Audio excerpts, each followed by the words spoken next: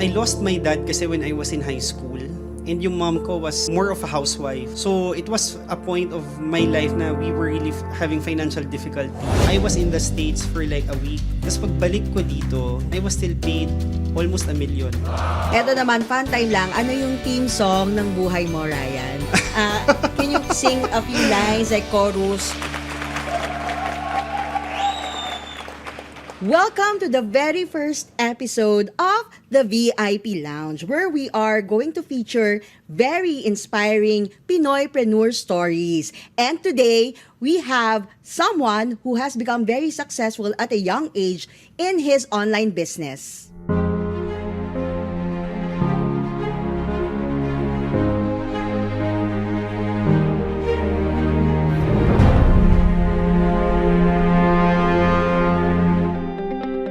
Before we introduce our very special guest for today, I'd like you to like, share, and subscribe this channel para marami pang ma-inspire at mag-viral ang mga tips para ikaw ay mag-business na ngayon. So, without further ado, I'd like to introduce our guest, Mr. Ryan Tan. Hi, Ryan! Hi, Ma'am Joyce. Thank you for having me. And also, hello to everybody tuned in and watching our first episode. And syempre, kaya ikaw, yung pilot episode, because we are really inspired by your story at such a young age. As I mentioned earlier, you achieved tremendous success in your online business. Mm-hmm. But definitely, there's a Ryan Tan inside of you, like few years back. Can you tell us a bit of your childhood, where you came from, and your background? Well, right now, although I've achieved a great amount of success in this online business, I still remember when I was starting, I really wasn't business-minded. I was very studious growing up, and my dream talaga was to become a lawyer or a doctor. But when I was in high school, I ended up choosing to take up nursing in UST. Kasi that time, usong-uso talaga, parang buong Pilipinas nag-nursing, and I was part of that generation. Kaya lang, unluckily, Miss Joyce, when I graduated from UST, sumabay siya sa US recession. Tapos it was not possible anymore to go to the States. And during my time, I still remember, parang 5,000 a month lang yung salary for nurses.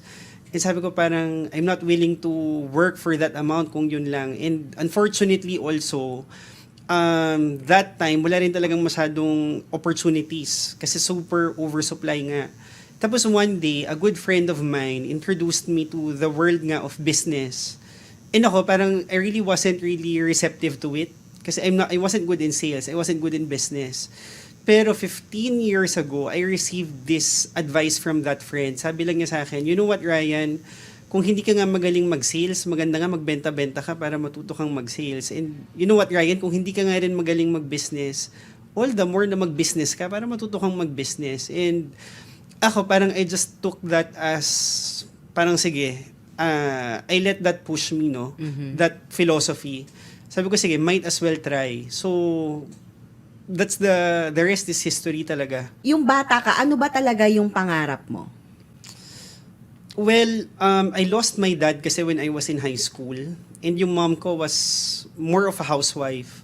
So, it was parang at a point of my life na we were really having financial difficulty. And sabi ko, when I grow up, I don't want things to be the same. Parang I want more flexibility. So that was one motivation of mine. And secondly, even without that, I really had this notion na I should be somebody successful, important. Kasi mahilig talaga ako mag-aral before. Mm-hmm. So I really had goals when I was young. Kaya lang, parang yun nga, I had to take a detour kasi my family was really pushing me. Hindi, mag-nursing ka, you become an American citizen. And once you're an American citizen, if you wanna be a lawyer, if you wanna be a doctor, at least you do that in the States. Huwag ka nang makigulo dito sa Pilipinas. Mm-hmm. Kaya lang yun. I think really things really happen for a reason. Hindi nga yun yung naging track ko. I ended up in business. Pero I'm really, really grateful with the results naman that I have now. And syempre, when you mention that hindi naman talaga yun ang gusto ng pamilya mo sa'yo, yung mag-business.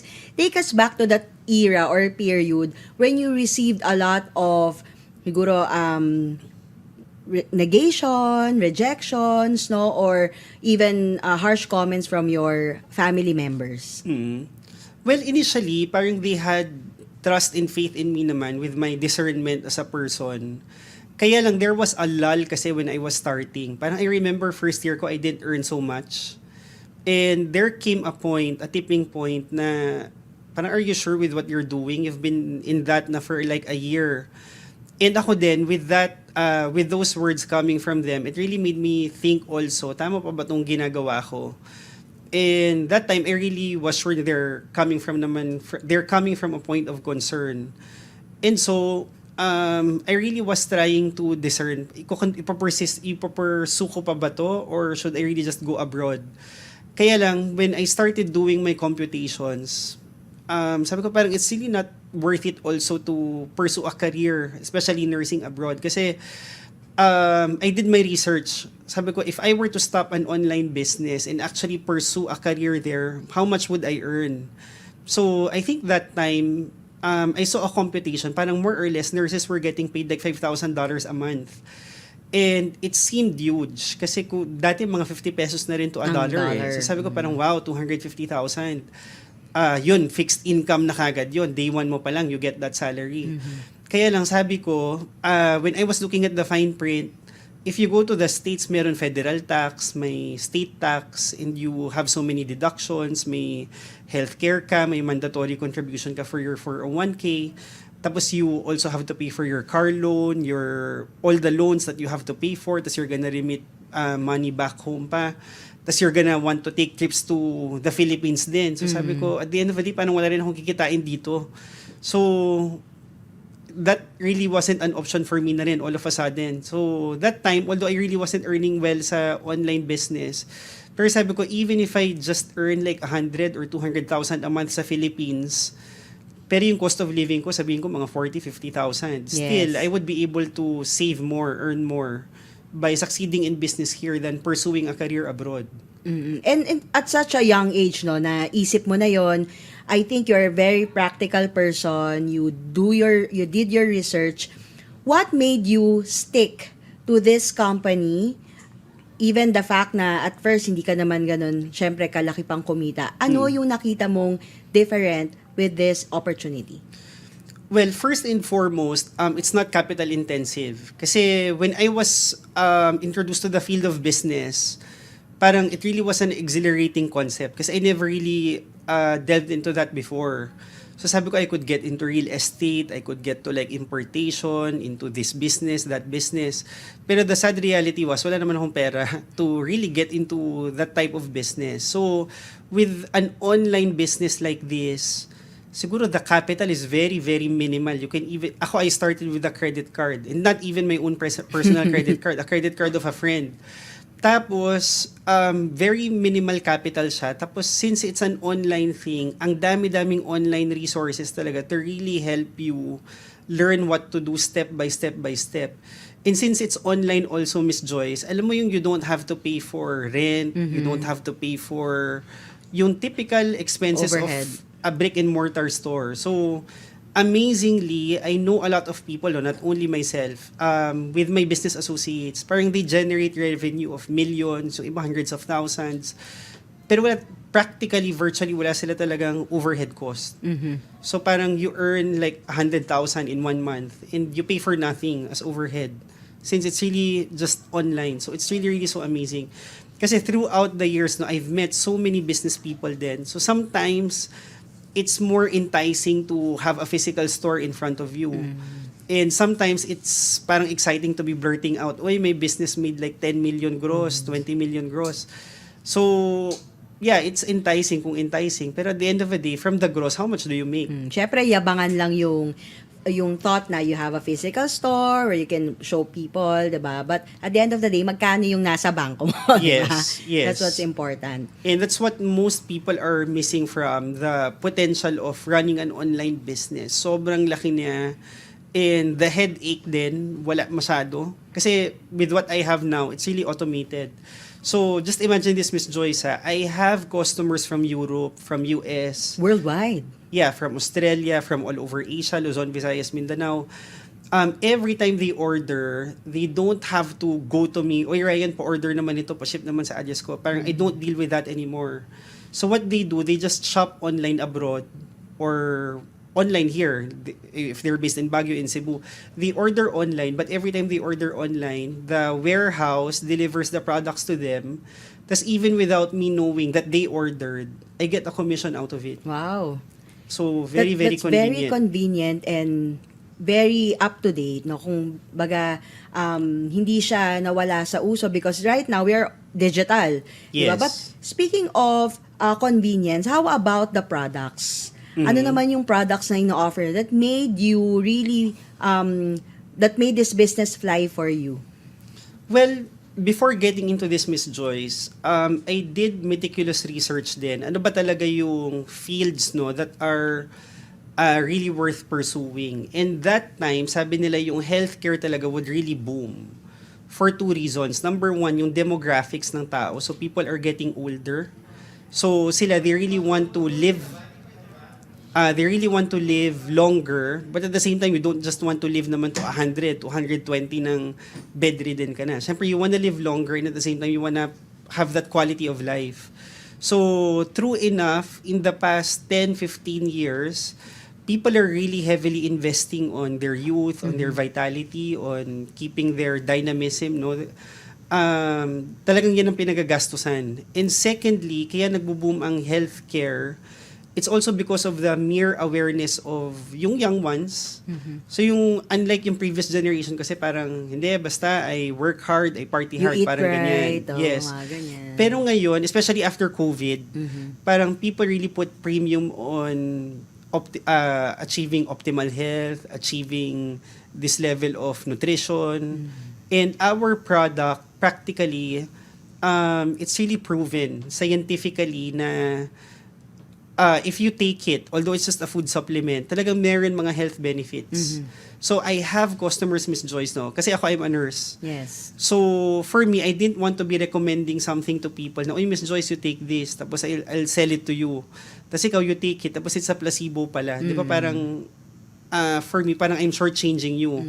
And ako, I didn't want to be doing that, especially having a deep understanding of how nutrition works, how it impacts your health. Tsaka buhay na yan ng tao eh. Yes. Diba? Pero with the products that we have, amazingly, I have people na talagang they really have arthritis and they've been on painkillers for like 10 years, 15 years. Kasi wow. diseases like arthritis, wala naman talagang cure, Miss Joyce. And if you're taking painkillers, that will affect your kidneys or Yes. liver. Yes.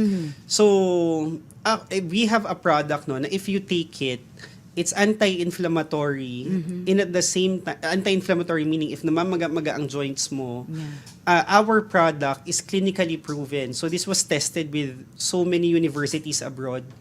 People who take it talagang nawawala yung pamamaga ng mga joints nila. And at the same time, it's an analgesic. So if they have pain, they're experiencing pain because of arthritis, if they take it, although it's a food supplement, it really, really helps. And for me, hearing that from people talaga, sobrang cool. As in, sobrang cool siya for me. Kasi for me, if I don't introduce it to them, they'd be on painkillers forever. So it does the job. Parang they don't feel the pain. Pero invisibly, unknowingly, hindi nila alam, nasunog na yung liver nila. And yun, that's why it's also one of our very best-selling products talaga. And ako, apart from that person really recovered or improved a lot in terms of health, it's more of the yung spread of the word, 'di ba? Yung testimonial. So meron pa ba? I'm just curious, no? Are there other like conditions or other instances wherein these products really made a difference in other people's lives? Well, with my mom, ano siya she's petite. She's only 4'10". Hindi naman siya like obese and hindi rin siya yung super bad diet na super unhealthy. Pero years ago, she was diagnosed with high bad cholesterol. And her doctor was putting her on statins. So which is good kasi that's a standard treatment naman talaga for high cholesterol. Kaya lang ako, being a nurse, sabi ko, if you put a person on statins, ang consequence naman nun, parang yung coenzyme 10 nila. Coenzyme 10 kasi is one of the ingredients for you to produce energy in your body. So mababa yung bad cholesterol mo, but at the same time, you're gonna be sluggish. So I didn't want that to happen to my mom. We have a product if you take it, in like a month or 2 months, significantly mag-shoot up yung good cholesterol mo, and it would suppress the bad cholesterol. So sabi ko sa mom ko, wag ka nang mag-take ng statins. Take mo muna to twice a day. So, nung una ayaw niya. Kasi parang food supplement. Pero I turned her into a guinea pig of mine. And after like a month, as in sobrang bumagsak yung bad cholesterol niya, Miss Joyce. And ever since she's been a believer. And she's really been promoting the brand to all of her friends. Yun naman talaga yung essence, no? Even if you have a high income potential, pero kung ang product mo, 'di ba, Yes. so and it doesn't really do anything good, flop din yung business. Yes. So, ngayon you have the right medium or the right opportunity. You have definitely the best products na as you mentioned. What do you think were your challenges when you were starting in this business? Definitely kasi kahit naman anong legitimate business, there will really be definitely challenges at first. So ano-ano yung mga yon and how did you overcome it? Well, I really just had one big problem getting into business. I wasn't really a people person. So in business kasi you have to talk to a lot of people, associates, 'di ba, people you work with. So me having been very introverted growing up, I really had to overcome that. Pero in like a year or two naman, I really was able to improve my communication skills, my leadership skills. And what I noticed, a lot of Filipinos deep inside, talagang they really want to start their own business. Kasi right now, kung titingnan mo, Miss Joyce, parang masyado nang toxic. I mean, commuting to work, meeting deadlines, having to do overtime. Tapos, if you're gonna compute, magkano yung salary, magkano yung expenses, tapos yung mga tao pa ngayon, they wanna travel, they wanna buy this, they wanna buy that. Kaloka na. So it sounds funny, pero that's the reality. Ang daming taong nag-anxiety, nagde-depression, kasi with all the pressure, 'di ba? Parang wala na, they cannot escape from reality. Ako, I really was just focused on, sabi ko, if I build this, if people are succeeding in business, wala rin naman silang background, nahirapan naman din sila at first. So, if they had that result, I want that same result for myself. And inaral ko lang din siya, and yun, it really clicked. Talino. Ang talino niya talaga, no? Well, ganyan naman talaga mga trait ng business person. You really have to know what you're getting into. And kung may challenges, no, can you tell us naman ano yung mga rewards? Definitely, aside from being a top earner, you get a lot of perks. Can you tell us or even show us ano yung mga yon? Well, of course, kasi we get paid for every sale online. So right now, I was counting. Sabi ko, grabe, I already have like 37,000 active customers globally. Wow. So just imagine, Miss Joyce, parang these people, they just buy a product or 2 products, 3 products a month. And practically, I get a royalty income out of it.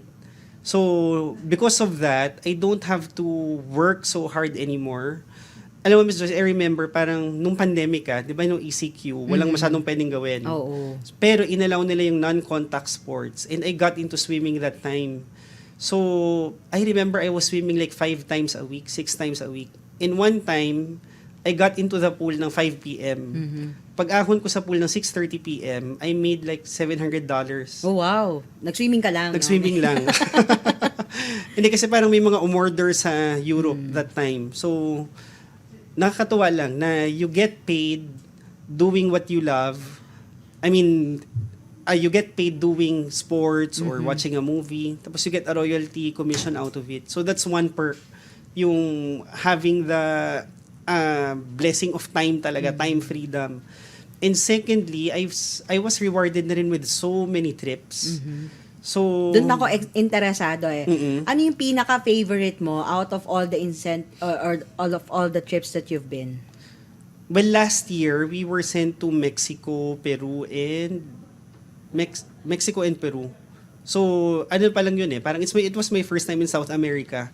So, if you're Filipino kasi, ang mga main destinations that we wanna go to is US, Europe. But because of this business, parang I went to South Africa. Hindi ko naman gustong pumunta ng South Africa. But when I was already in South Africa, parang, oh my God, mas maganda pa to sa Europe, mas maganda pa to sa US. So I wanna go to Africa again, to be honest. Pero last year, my most recent trip, when I went to Mexico and Peru, sabi, oh my God, mas maganda pa to sa South Africa. So parang there's much to explore in the world. And ako, this business really amazes me kasi it really pays a lot. And you get so many trips. Pero more than that nga yung time. Kasi you can have a lot of money, but if you don't have time, how can you go to those trips? 'Di ba? Or pwede namang you have a lot of time, but you don't have money, you still cannot take the trip. So with an online business, you get paid so much, tapos you get all these free trips, and you also have the time to really enjoy. And I'm so amazed nga no, Ma'am Joy, kasi last year, I was in the States for like a week. Tapos nun yung South America. So I was gone for like 3 weeks. Tapos pagbalik ko dito, I was still paid almost $1 million. Wow. Million pesos. Yes. Just by Nag-trip taking ka the lang. trip. Yeah. How cool And is amazingly that? also, meron kasing mobile app. So if you're an Android, there's an app that you can use to monitor your business. Or if you're an iPhone user naman din, there's also an interface, no, mobile app that you can use to track your sales and your commissions. So speaking of mobile, no, very convenient kasi nga Yeah. nasa mobile, but definitely wala pa rin din tatalo sa human interaction, no. How did this business improve your character? 'Di ba sabi mo nga you're very introverted, you do not have enough social skills. So how was this business able to help you in terms of character, in terms of self-development? Well, before, I really was just geared towards hitting my personal goals. Kasi study hard, pursue a good career. But in business kasi, for you to succeed, you need to build a team. And what I love about this business, Miss Joyce, I'm enjoying so many big rewards already. Money, yung time freedom nga. Pero for me to go even higher and increase my clout all over the world, kasi I told you I have a team in Europe, I have a team in Australia, all over Asia, in the US. So for me to really expand, I need to duplicate myself in other people. So it really trained me in a way to be a man for others, as in help them, develop them, nurture them, mentor them. And in my team, ang daming mga tao, amazingly, more than my result, I was able to multiply myself, and sila, they also have the same results as I have. So it's really, really so amazing. And speaking of really helping other people, definitely mas gusto mo din matulungan yung closest to your heart, which is your family. You mentioned earlier that your dad died at when you were very young.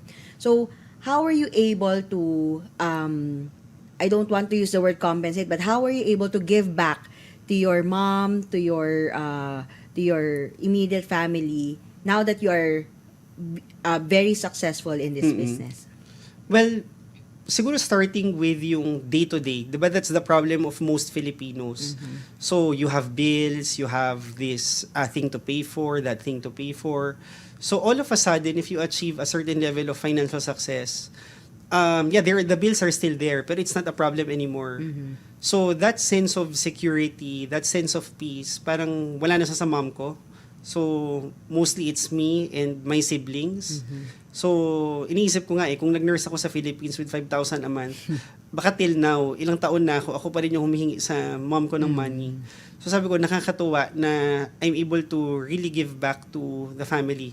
So, kasi di ba yung dad, ang role naman niya is to really provide for the family.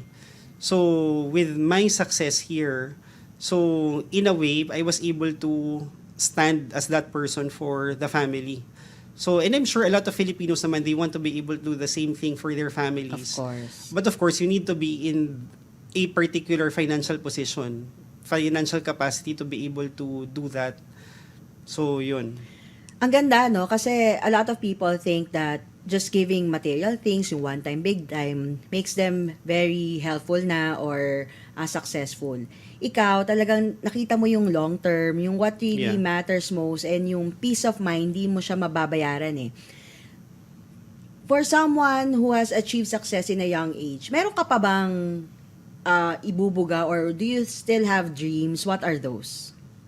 Well, just last week, I was looking at properties here in Makati kasi I bought a 3-bedroom condo somewhere in Vertis. It's an Ayala development. Pero sabi ko, what if I also get a property here? Pero I was looking at the prices kasi gusto ko 3-bedroom. Nasisikipan ako sa like 1-bedroom. I mean, eventually, if I'm Yes. really gonna live there. So, there are like condos na parang 200 square meters, 300 square meters. So, those I'm eyeing siguro in the next 3 to 5 years. And they range kasi mga 40, 50 million eh. And sabi ko with the business that I have, with the right amount of aggressiveness, expansion, and anyway, there's a very big demand for our products. It's really, really possible. And apart from that, although I'm too lazy to travel, meaning to say riding a plane, going through immigration, but I really love exploring countries naman din. Sabi ko, I wanna live siguro in Europe for like 3 months, 6 months at a Wow. time. Lalo na pag business class ka palagi, no? Parang nakakahiya naman mag-travel every month. Yeah, but Europe for Yeah. 3 months. Wow. So, kasi there's much to explore. Sa totoo lang, I've only been to like 6 countries in Europe kasi. So sabi ko, I wanna explore more of Europe, more of South Africa, more of South America. And I'm planning to do that siguro starting next year. And it's really an exciting enterprise kasi it's really, really, the possibilities of having achieved this success in an online business is really immense. Of course, hindi ka naman nag-iisa dito sa journey mo. How about the people that you work with in this online business? Do you have any plans or any goals for them in the future? Well, a lot of my teammates now, kasi we are really gearing towards 2024. And we're really pushing them. Kasi yung iba, alam mo yung psychological wallet? So it's amazing that through the business, they're able to achieve like extra income, 50,000, 100,000. Pero kinukulit namin sila yung that amount of money will not really take you far enough in the future if you really wanna achieve this and that. So we're really pushing them to at least double or triple their incomes. Wow. Kasi right now, as I've said, a lot of people talaga are really investing in their health, investing in their wellness. So if you're a person nga, you're not investing in that right now, parang you're being really left behind, sayang. Kasi you need to preserve your youth, your vitality. So as we cater to that demand, talagang it's really gonna explode here in the Philippines. Kasi lahat talaga, parang lahat na nga lang ng taong kakilala ko nagmamarathon, lahat na lang nagsa-Spartan. Nag-gym or Yes. triathlete. Mm-mm-mm. And speaking of team, no, a lot of people think that if you're in an online business, you have to be young. Yung iba, ang thinking is they are scammers, iba yung walang bomb, tamad. Ano yung demographics or who are the team members of Ryan Tan? But right now, it's sila? very, very diverse. There's not one particular school, one particular age bracket, gender, level of income. Wala, Miss Joyce eh. So, for me, what really determines whether a person will succeed or not in business is the drive. So, even if you're not talented, even if you have all the handicaps, even if you have all the reasons why you cannot succeed in business, but if that drive is there, that determination is there, that goal is set, it's only a matter of time. You're really gonna succeed as well. Especially with what you've been pointing out nga. You really have to have a very good product, a very credible product. Kasi right now, I think kahit anong hype mo sa mga tao, they really read reviews. The market has become very discerning. So siguro dun lang ako naka-jackpot talaga. Very, very much. Kasi the product really works. There's a big demand for it. And it's only a matter of getting into it and learning the system. But definitely, kasi Kaya. people ask me, can I get into that? Can I succeed in that? My answer is an absolute yes. You just have to be willing and you have to be very determined. And if you're going to turn back time or go back in time, what would you have done differently? Meron ba? Or you would not change anything? Siguro I could have been more aggressive. I could have been faster in learning the ropes of the business. But other than that, I'm really grateful with everything that I went through naman. I think I really had to go through what I had to go through. And it resulted naman to this. And you have mentioned a lot of learnings, ang dami mong tips na binigay sa mga nag-aspire to be an entrepreneur. Eto naman, fun time lang, ano yung theme song ng buhay mo, Ryan? So, can you please share to us by singing, ha? Hindi, hindi lang siya basta itutula. Can you sing a few lines like chorus, no, nung theme song mo, feeling mo yung life song mo? Well, hindi siya pop song, Miss Joy. So, yun, Okay lang, I'll be able to escape the singing part. Matatranslate naman ng ng audience natin. Pero I would say right now, kasi in the past 3 years, I've become so addicted to classical music. So, yung overture ng William Tell, it's an opera. Sige nga, i-ano mo nga, i-hum mo nga. Hum mo lang yung mga opera mo niyan. Sorry, I never sing in public, Miss Joyce. Kahit na, ito naman, hindi naman to public, nasa ano tayo online. Kasi online business ka. Konting lines lang, kahit I need to pass. dali na, ito naman. Raya naman. Wala, Ma'am Joyce. Hindi talaga ako kakanta. O kahit ano lang, tune. Ha. Ganun na. Baka out Okay, of tune pass ko. ka na sa song. What's your message to those budding entrepreneurs, yung mga who haven't really explored any business in their life? What is your main tip or what is your main message for them? Well, my message to them is so simple. You just have to take a leap of faith and get started now. Kasi a lot of people that I know, they've been wanting to improve their situation, they've been wanting to have their breakthrough, achieve their dreams. But the reality is, unless you take action, and unless you take action now, you're never gonna be able to achieve that. So just have faith, get started, and learn the things along the way. You don't have to be great to start, you just have to start to be great. And it's great having you, Ryan. Thank you for joining us here at the VIP Lounge. Maraming salamat. Thank you also, Miss Joyce, for having me. Ako lang nakakahag dyan kasi nga very introverted siya. And once again, please make sure to be part of our next episode at the VIP Lounge kasi nakita mo naman, very inspiring, very unique ang kanilang mga stories, and you might be stuck right now and this might help you really get up and get about in your life and in your career. So again, maraming salamat po. Please like, share, and subscribe here at the VIP Lounge.